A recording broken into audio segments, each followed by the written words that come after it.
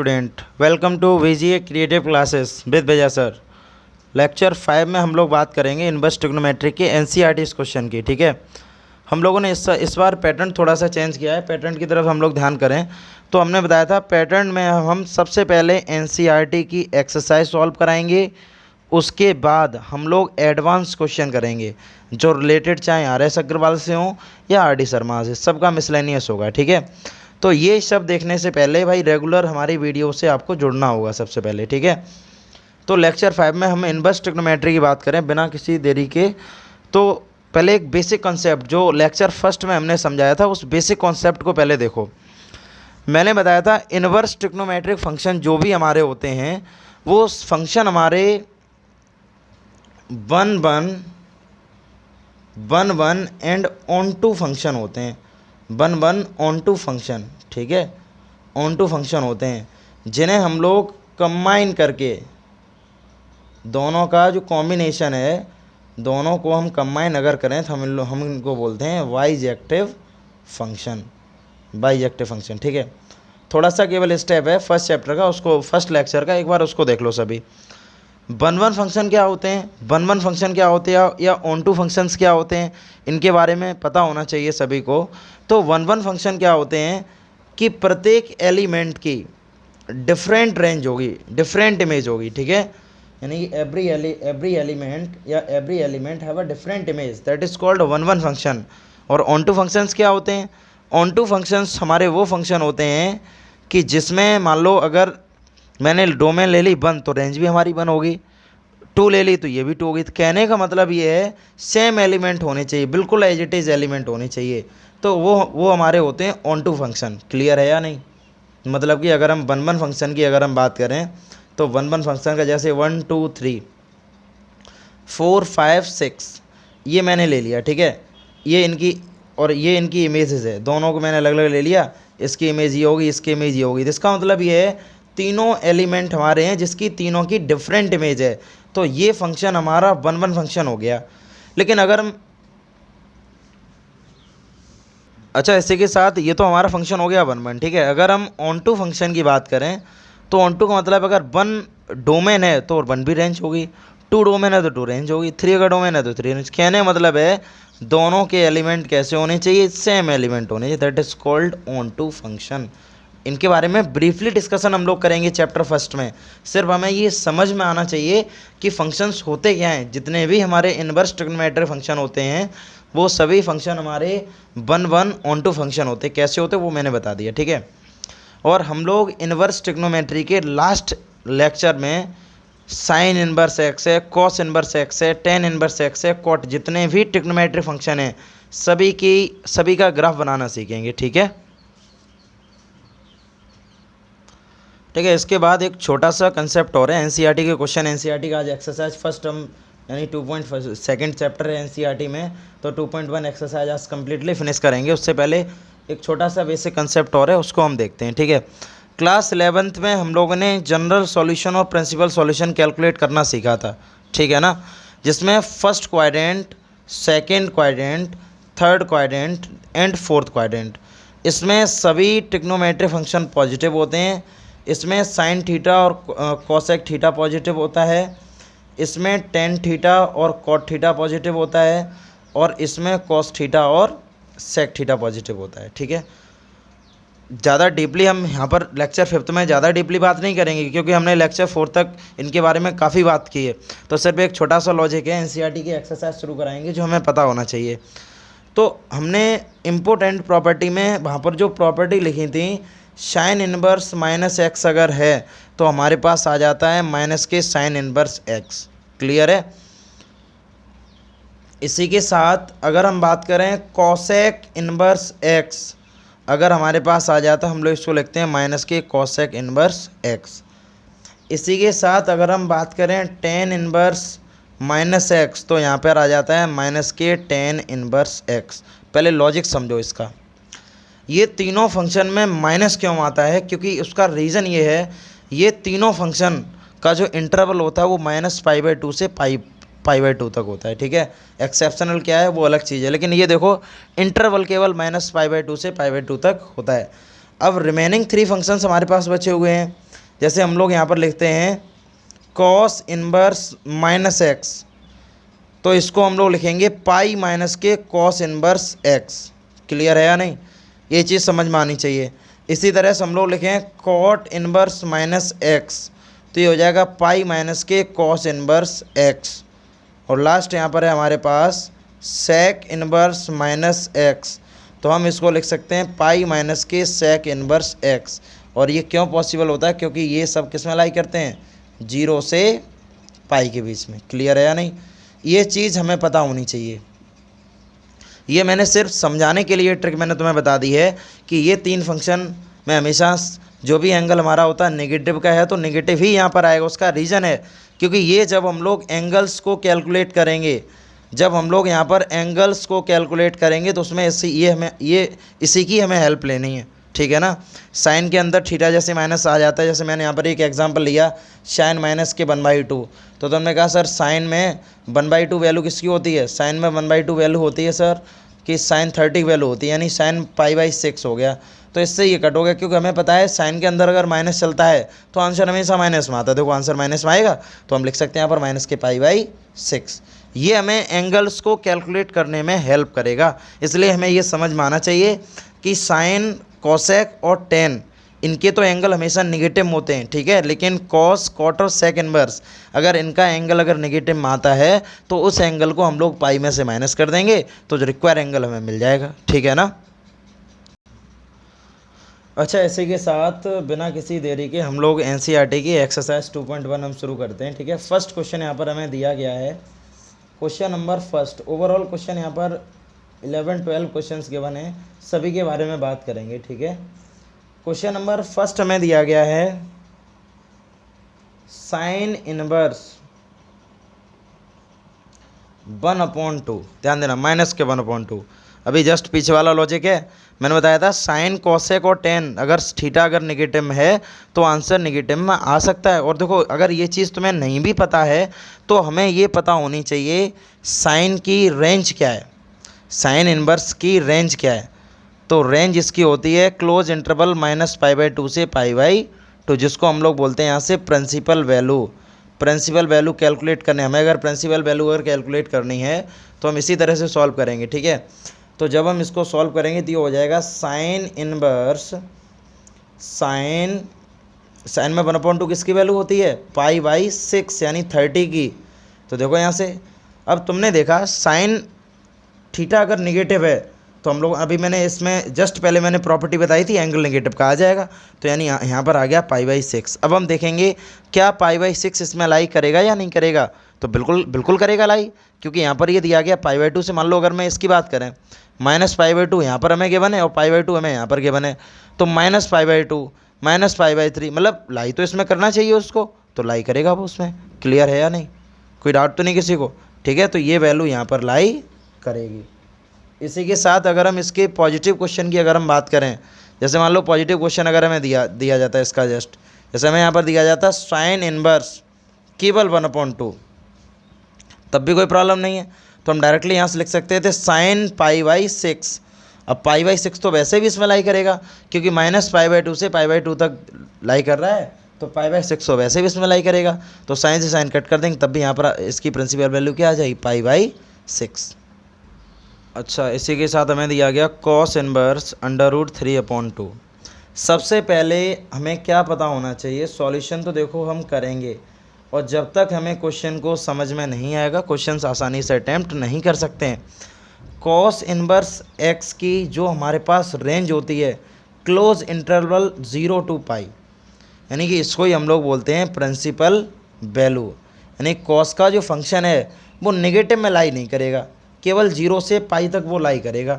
ठीक है, तो हमने देखा यहाँ पर जो कॉस इनवर्स है, कॉस में √3/2 किसकी वैल्यू होती है, cos 30 की वैल्यू होती है। ठीक है ना, 60 की 1/2 होती है, तो cos 30 को हम लिख सकते हैं cos π/6। ठीक है, तो तुमने देखा एंगल यहाँ पॉजिटिव आ रहा है, तो एंगल हमें पॉजिटिव चाहिए क्योंकि पॉजिटिव ही लाई करेगा इन दोनों के बीच में, तो cos से cos कट हो गया, तो इसका मतलब π/6 इसकी प्रिंसिपल वैल्यू आ गई। अब इसी तरह क्वेश्चन अगर रिवर्स होता तो क्वेश्चन का मतलब क्वेश्चन को हम इस कैटेगरी लिख देते हैं कॉस इनवर्स माइनस के √3/2। देखो लॉजिक समझ में आना चाहिए, रेंज तो हमें यहाँ पर पता ही है, तो तुमने यहाँ से बोल दिया सर इसको भी हम लिख सकते हैं। दो इंपॉर्टेंट क्वेश्चन है, ये समझ में आना चाहिए। तो हम लोगों को ये चीज़ पहले से ही समझ में आनी चाहिए कि इससे पहले मैंने जस्ट बताया था, अगर कॉस में निगेटिव थीटा आ रहा है तो पाई में से हम थीटा को ही माइनस करेंगे। यानी हम यहाँ से लिख सकते हैं कॉस इनवर्स, तो इसको हमने लिख दिया कॉस माइनस के π/6। अब जब कॉस माइनस का π/6 यहाँ पर आ गया है तो माइनस का π/6 तो यहाँ पर लाई नहीं करेगा, तो हमें यहाँ पे एंगल चेंज करना होगा। तो हम यहाँ पर लिख सकते हैं कॉस इनवर्स, कॉस हमने बताया था पाई में से हम लोग एंगल को माइनस कर देंगे, हमने माइनस कर दिया यहाँ पर। तो कॉस इनवर्स कॉस, तो ये हो जाएगा 6 यानी 5π/6। कॉस से कॉस कट हो गया, तो फाइनली यहाँ पर हम लोग लिख सकते हैं इसको 5π/6, ये इसकी प्रिंसिपल वैल्यू हो गई। ठीक है ना। अच्छा, इसी के साथ क्वेश्चन नंबर 3 में दिया गया कोसेक इनवर्स 2 दिया गया। ठीक है, तो कोसेक इनवर्स 2 देखो हमने बताया था, इसको सॉल्व करने से पहले, सॉल्यूशन इसका करने से पहले हमें प्रिंसिपल वैल्यू पता होनी चाहिए, इसकी रेंज हमें पता होनी चाहिए। तो कोसेक इनवर्स एक्स की जो रेंज होती है, ठीक है, रेंज जिसको हम लोग बोलते हैं, तो रेंज इसकी होती है क्लोज इंटरवल -π/2 से π/2, और इसमें हम लोग जीरो को इंक्लूड नहीं करते हैं। अब जीरो को इंक्लूड, काफ़ी सारे स्टूडेंट का क्वेश्चन ये होता है कि सर हम जीरो को इंक्लूड क्यों नहीं करते हैं। तो डियर स्टूडेंट्स, जीरो को सिर्फ इसलिए नहीं इंक्लूड करते हम इसमें क्योंकि जीरो अगर हम कोसेक में रखेंगे तो ये नॉट डिफाइंड हो जाएगा। जैसे मैंने यहाँ पर रख दिया कोसेक 0, तो कोसेक 0 का मतलब होता है साइन 0। अब साइन 0 का मतलब क्या है यहाँ पर 1/0, और 1/0 का मतलब क्या होता है इनफाइनाइट, यानी कि हम इसको लिख सकते हैं नॉट डिफाइंड। तो इसीलिए ये जीरो पर क्या नहीं होता है, ये डिफाइंड नहीं होता है, इसलिए यहाँ पर हम लोग क्या करते हैं, जीरो को इसमें इंक्लूड नहीं करते हैं। ठीक है, तो आसान है बिल्कुल। कोसेक इनवर्स 2 दिया गया है, तो कोसेक में 2 किसकी वैल्यू होती है 30 की, तो हम यहाँ पे लिख सकते हैं कोसेक π/6, कोसेक π/6। तो इससे मैंने इसको कट कर दिया डायरेक्टली, क्योंकि ये हमारी रेंज में भी लाई करेगा, तो इसकी प्रिंसिपल वैल्यू आ गई π/6। अच्छा, तो इसी के ही जस्ट रिवर्स क्वेश्चन होता हमारे पास, जैसे कोसेक इनवर्स -2 होता। ठीक है, दोनों ही तरीके के क्वेश्चन हम समझते चलेंगे। यहाँ पर ये पॉजिटिव वाला केस है, तो ये मैंने नेगेटिव वाला केस बता दिया। कोसेक इनवर्स -2 कोई प्रॉब्लम नहीं है, तो हमने यहाँ पर देखा कोसेक इनवर्स, हम यहाँ पर लिख सकते हैं कोसेक माइनस के π/6। तो हमने देखा हमारी रेंज में ये माइनस का π/6 भी लाई करेगा, तो अगर ये लाई करेगा कोसेक्स कट हो गया, तो आंसर आ गया माइनस के π/6। क्लियर है ना। अच्छा, इसी तरह से क्वेश्चन नंबर 4 की जब हम बात करेंगे, tan इनवर्स -√3। ठीक है, tan इनवर्स -√3 सॉल्यूशन। तो सॉल्यूशन जब हम इसका करेंगे तो सभी क्वेश्चन के अकॉर्डिंग, अभी स्टार्टिंग है इसलिए हम हर क्वेश्चन में लिख देते हैं। tan इनवर्स की रेंज हमारी क्या होती है, ओपन इंटरवल -π/2 से π/2। देखो ओपन इंटरवल, क्लोज इंटरवल, ये लेक्चर सेकंड में हमने इसको ढंग से बता दिया है कि ओपन इंटरवल क्या होता है और क्लोज इंटरवल क्या होता है। ठीक है, ये इतना बड़ा पॉइंट नहीं है इसमें। तो देखो यहाँ से tan इनवर्स tan -√3, तो √3 tan में किसकी वैल्यू होती है 60 की, 60 को हम लिख सकते हैं π/3, मैंने यहाँ पर लिख दिया -π/3। अब -π/3 जो वैल्यू है वो इसमें लाई करेगी, तो डायरेक्टली यहाँ से आ गया माइनस के π/3, यही इसका क्या आ गया प्रिंसिपल सॉल्यूशन। अच्छा, इसी के और में क्वेश्चन, पॉजिटिव क्वेश्चन क्या बन सकता है, पॉजिटिव क्वेश्चन हम लोग लिख सकते हैं tan इनवर्स √3। ठीक है ना, तो फाइनली बाकी सब हमें रेंज तो पता है इसकी, तो इसको भी हम सॉल्व कर देंगे, तो ये हो जाएगा tan π/3। अब पॉजिटिव है तब भी ये इसमें लाई करेगा, तो इससे कट हो गया, तो ये हो गया π/3, ये इसकी क्या हो गई प्रिंसिपल वैल्यू। ठीक है। अच्छा, तो क्वेश्चन नंबर 5 पे हम लोग आ गए, 4 क्वेश्चन तक हम लोगों ने सॉल्व किए हैं।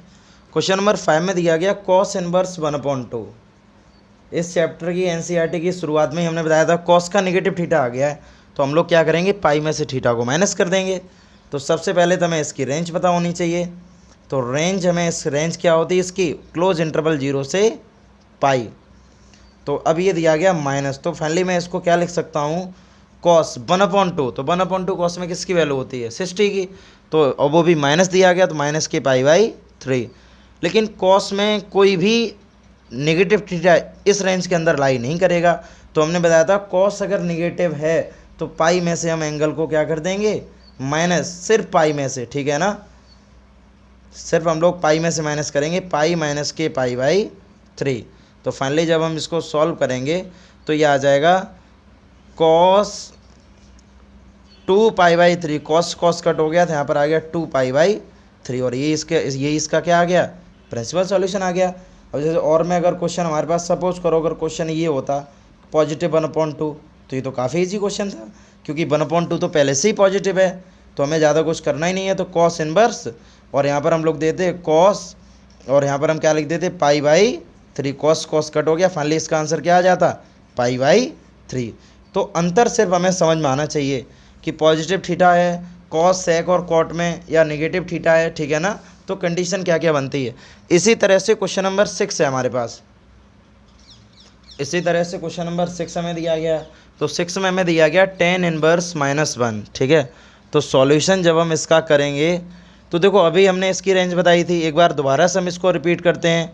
tan इनवर्स, इसकी रेंज क्या होती है, रेंज होती है ओपन इंटरवल -π/2 से π/2, ये इसकी रेंज होती है, ठीक है ना। रेंज को हमने यहाँ पर लिख लिया। अब हम इसको सॉल्व करेंगे, माइनस का 1 दिया गया है, तो माइनस का 1 दिया गया, तो tan 1 किसकी वैल्यू होती है, π/4। तो फाइनली यहाँ पर हम लिख सकते हैं tan माइनस के π/4, और ये -π/4 इसमें लाई करेगा, फाइनली इसका आंसर क्या आ गया, माइनस का π/4, ये इसकी रेंज हो गई, ठीक है ना। प्रिंसिपल वैल्यू हमने आसानी से कैलकुलेट कर ली। अब इसी क्वेश्चन अगर पॉजिटिव होता, पॉजिटिव में तो हमें कुछ करना ही नहीं, क्योंकि पॉजिटिव वैल्यू भी उसमें लाई करेगी, ये कॉमा है, ठीक है ना, पॉजिटिव वैल्यू भी यहाँ पर लाई करेगी। तो मैं यहाँ पर लिख सकता हूँ tan इनवर्स tan π/4, tan से tan कट हो जाएगा, आंसर यहाँ पर क्या आ जाएगा, π/4। तो tan साइन और कोसेक ये ऐसे फंक्शन हैं, अगर नेगेटिव थीटा आता है तो नेगेटिव में ही आंसर आएगा, बट कॉट और सेक ये 3 ऐसे ट्रिग्नोमेट्रिक फंक्शन हैं, अगर थीटा हमारा नेगेटिव में आता है तो हमें पाई में से थीटा को माइनस करना होगा, ठीक है ना। अच्छा, इसी तरह से क्वेश्चन नंबर 7 की जब हम लोग बात करेंगे, ठीक है, क्वेश्चन नंबर 7। अच्छा, इसी तरह से question number 7, sec inverse 2/√3, sec inverse 2/√3 की जब हम बात करेंगे, ठीक है, तो यहाँ पर इसकी प्रिंसिपल वैल्यू भी हमें पता होनी चाहिए, सेक इनवर्स की प्रिंसिपल वैल्यू क्या होती है। तो सॉल्यूशन जब हम करेंगे तो एक बार इसकी प्रिंसिपल वैल्यू को रिपीट करेंगे।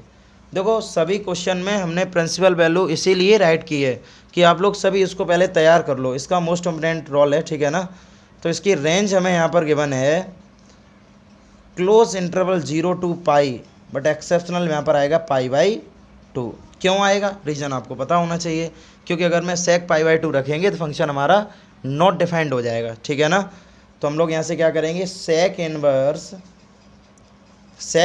सेक, अब 2/√3 ये किसकी वैल्यू होती है, √3/2, ये सेक 30 वो cos 30 की वैल्यू होती है, तो सेक 30 की हो जाएगी 2/√3। तो सेक 30 का मतलब होता है π/6, ठीक है ना। अब देखो π/6 इसमें लाई करेगा, तो फाइनली सेक से सेक कट कर देंगे, आंसर आ जाएगा π/6। अच्छा, इसी के और में अगर ऑप्शन में यहाँ पर नेगेटिव थीटा आ जाता, क्योंकि हम लोगों ने सभी क्वेश्चन के बारे में डिस्कशन किया है, सेक इनवर्स माइनस के 2/√3 अगर होता तो हम लोग क्या करते हैं, देखो अब ये सेक आ गया है, सेक का थीटा नेगेटिव का है, तो सेक का थीटा अगर नेगेटिव का है तो हम लोग पाई में से एंगल को माइनस करेंगे, तो ये हो जाएगा सेक इनवर्स सेक माइनस के π/6। तो फाइनली जब हम लोग जैसे ही इसको एंगल में से माइनस करेंगे तो ये हो जाएगा यहाँ पर पाई माइनस के π/6। तो फाइनली यहाँ पर हो जाता सेक इनवर्स सेक 5π/6, सेक से सेक कट हो जाता है, यहाँ आ जाता 5π/6, ये हो जाती है इसकी प्रिंसिपल वैल्यू। अच्छा, इसी तरह से हम लोग क्वेश्चन नंबर 8 की तरफ मूवमेंट अप करते हैं। क्वेश्चन नंबर 8 में दिया गया कॉट इनवर्स √3। अब सबसे पहले हमें कॉट की रेंज पता होनी चाहिए, उसकी प्रिंसिपल वैल्यू कि जो कॉट है उसकी प्रिंसिपल वैल्यू किन किन फंक्शंस के बीच में लाई करेगी। तो फाइनली यहाँ से दिया गया 0 से π, तो 0 से π दिया गया, तो हम इसको लिख सकते हैं कॉट इनवर्स कॉट, ठीक है। अब √3, कॉट में √3 किसकी वैल्यू होती है, tan में तो √3 वैल्यू 60 की होती है, तो कॉट में हो जाएगी 30, तो यानी हम इसको लिख सकते हैं π/6, पॉजिटिव है लाई करेगा तो डायरेक्टली आंसर यहाँ पर आ गया π/6। 6, that is the principal value of cot inverse under root 3। ठीक है, इसी तरह से अगर रिवर्स क्वेश्चन होता cot inverse minus under root 3, तो हम यहाँ पर अब माइनस दिया गया। कॉट, कॉस और सेक ये 3 ट्रिग्नोमेट्रिक फंक्शन ऐसे होते हैं, अगर थीटा इसमें नेगेटिव का है तो हम लोग पाई में से एंगल को माइनस कर देते। तो हम लोग यहाँ से क्या करेंगे, कॉट इनवर्स कॉट माइनस के पाई बाई 6। ठीक है, तो जब हम इसको सॉल्व करेंगे तो cot inverse cot pi minus के पाई बाई 6, तो फाइनली इसका आंसर आ जाएगा यहाँ पर cot inverse cot 5 pi by 6। Cot से कॉट कट हो गया, आंसर आ गया 5 pi by 6, that is the principal value. ठीक है, अच्छा इसी के साथ अब हम लोग क्वेश्चन नंबर 9 की बात करेंगे। क्वेश्चन नंबर 9 में दिया गया कॉस इनवर्स माइनस का 1/√2, कॉस इनवर्स माइनस का 1/√2। रेंज तो हमें इसकी पता होनी चाहिए। देखो सभी क्वेश्चन में हमने रेंज को नोट किया है, इसलिए सभी क्वेश्चन में रेंज इसीलिए नोट की कि आप इसको रिवाइज करें। जब तक आप इसको तैयार नहीं करेंगे तब तक क्वेश्चन आसानी से सॉल्व नहीं होंगे। 0 से पाई, ठीक है। ऊपर से हमने जब स्टार्टिंग जब की थी इस एनसीईआरटी के 2.1 की, तो हमने बताया था कॉस सेक और कॉट, अगर इसमें थीटा नेगेटिव का है तो वहाँ पे हम क्या करेंगे, पाई में से एंगल को माइनस कर देंगे, बिल्कुल आसान है। तो यहाँ पर थीटा नेगेटिव का है तो हम लोग क्या करेंगे, यहाँ से कॉस 1/√2 45 की वैल्यू होती है माइनस पाई बाई 4। तो फाइनली जब हम इसको सॉल्व करेंगे तो cos inverse cos pi minus के पाई बाई 4, ठीक है ना। तो कॉस से कॉस कट हो गया, फिलहाल यहाँ से अभी मैंने इसको कट नहीं किया तो ये हो गया हमारे पास 3 पाई बाई 4। कॉस से कॉस को कट कर दिया, आंसर हमारे पास आ गया 3 pi by 4, that is the principal value. ठीक है, अब इसी के रिलेटेड क्वेश्चन क्या और हो सकता था, जैसे सपोज करो वो डायरेक्ट दे देते कॉस इनवर्स 1/√2, पॉजिटिव थीटा है, बहुत आसान क्वेश्चन होता है। तो इसको हम लोग डायरेक्टली क्या कर सकते हैं, तो cos inverse cos pi by 4, ठीक है। कॉस से कॉस कट हो गया, आंसर यहाँ पर आ जाता पाई बाई 4, और यही हमारा क्या है, प्रिंसिपल वैल्यू इसमें। अच्छा, तो क्वेश्चन नंबर 10 की जब हम बात करेंगे कॉसेक इनवर्स माइनस अंडर√2, तो देखो सबसे पहले हमें इसकी रेंज पता होनी चाहिए, इसकी रेंज क्या है, क्योंकि जब तक हम रेंज के बारे में बात नहीं करेंगे तब तक क्वेश्चन आसानी से सॉल्व नहीं होना है। तो रेंज हमें इसकी यहाँ पर दे दी गई है, जिसको हम लोग बोलते हैं क्लोज इंटरवल -π/2 से π/2, और यहाँ पर एक्सेप्शनल क्या रहेगा, 0। रेंज तो आपको तैयार होनी चाहिए, ठीक है ना। जब तक रेंज तैयार नहीं है तब तक क्वेश्चन आसानी से सॉल्व नहीं होंगे कुछ, इसलिए फॉर्मूले ढंग से तैयार कर लो। स्टार्टिंग में जब हमने लेक्चर फर्स्ट में ये प्रॉपर्टी लिखाई थी, इसका यूज एनसीईआरटी की 2.1 में आप सभी ने देख ही लिया है कि प्रॉपर्टी फर्स्ट का ही कितना यूज है, ठीक है ना। तो यहाँ पर हमने देखा है कॉसेक इनवर्स कॉसेक माइनस के π/4, क्योंकि 45 की वैल्यू होती है, माइनस π/4 इसमें लाई करेगा, तो इसकी प्रिंसिपल वैल्यू आ गई माइनस का π/4। या सपोज करो क्वेश्चन ऐसा भी हो सकता था कॉसेक इनवर्स अंडर√2। अब जब कॉसेक इनवर्स पॉजिटिव 2 होता तब भी हमें कोई प्रॉब्लम नहीं है, क्योंकि हमें इसकी रेंज तो पता ही है। तो हम इसको लिख सकते थे कॉसेक π/4, तो π/4 डायरेक्टली इसमें लाई करता, तब यहाँ पर आ जाएगा π/4, ये इसकी ठीक है प्रिंसिपल वैल्यू है। इस 2.1 एक्सरसाइज का लास्ट क्वेश्चन है हमारे पास, ठीक है। tan इनवर्स 1 cos इनवर्स -1/2 और sin इनवर्स -1, इसमें इसके हमें वैल्यू को फाइंड आउट करना है। देखो क्वेश्चन बहुत ही आसान है।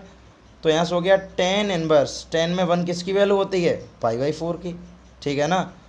और cos इनवर्स 1/2, cos में माइनस का 1/2 है, तो 1/2 60 की वैल्यू होती है, यानी माइनस की π/3, ठीक है। प्लस के साइन में माइनस का 1/2 दिया गया, तो माइनस का 1/2 किसकी वैल्यू होती है, -30 की, तो लिख सकते हैं यहाँ पर साइन माइनस के π/6, ठीक है। इतना हमने लिख दिया इसको। तो देखो यहाँ से ये आ गया π/4। कॉस के केस में हमने बताया था कॉस में अगर थीटा नेगेटिव है तो इसका मतलब ये है कि हम वहाँ से एंगल को चेंज करेंगे, तो पाई माइनस के π/3, और ये तो डायरेक्टली उसमें लाई करेगा।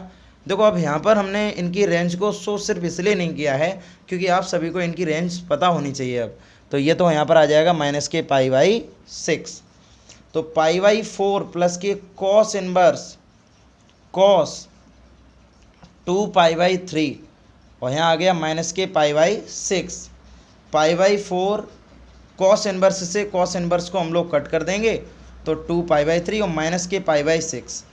एलसीएम लेके जैसे ही हम इसको सॉल्व करेंगे, एलसीएम आ गया इसका 12, 4 3 जा 12 और 3 4 जा 12, 4 2 जा 8 और 6 2 जा 12, ठीक है ना।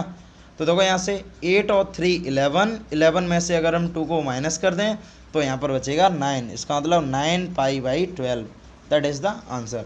इस क्वेश्चन का आंसर हो गया, ठीक है।